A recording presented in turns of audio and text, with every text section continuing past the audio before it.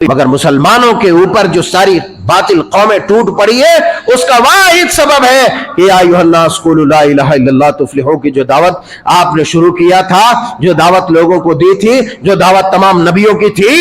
وہی دعوت لے کر کے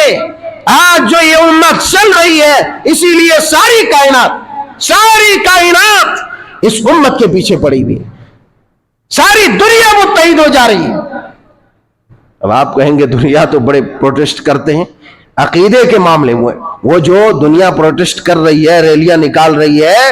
وہ انسانیت کے ناطے ہے، مانوتا کے ناطے ہے، وہ انسانیت کے ناطے ہے، عقیدے کے ناطے نہیں،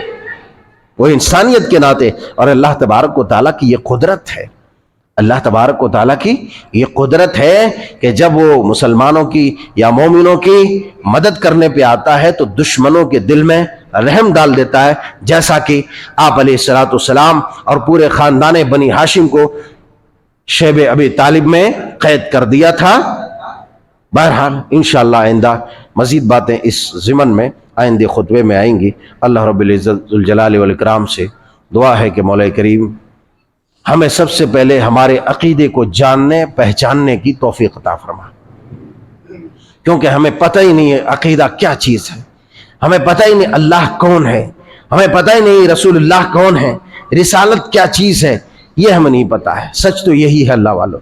سچ یہی ہے۔ آج تک صرف ہم یہ سمجھ رہے تھے، یا ہم میں سے زیادہ لوگ یہ سمجھتے ہیں کہ جو فلسطین کی لڑائی ہے یا جہاں جہاں کی لڑائی ہے، آج تک جہاں جہاں بھی مسلمان سرعام مارے گئے، کاٹے گئے، چاہے برما ہے چاہے سیریا ہے، ان تمام کے پیچھے ایک ہی راز سے ایک ہی مقصد تھا، اور وہ تھا ایک اللہ وحدہ لا شریک کے پرستار کو اس روئے زمین سے ختم کر دیا جائے۔ لہٰذا ہمیں جاننے کی ضرورت ہے اور اللہ سے یہ دعا کریں کہ پروردگار عالم ہمیں سب سے پہلے ہمارے عقیدے کی اصلاح فرما، ہمیں وہ علم و بصیرت دے، وہ نور علم دے جس سے ہم اللہ کی وحدانیت اور رسول اللہ کی رسالت کو پہچان سکیں، اور پہچاننے کے بعد اس کے موافق اپنے آپ کو ڈھال سکیں۔ یا مصرف القلوب صرف قلوبنا علی طاعتک، ربنا لا تزغ قلوبنا بعد إذ هديتنا وهب لنا من لدنك رحمة إنك أنت الوهاب۔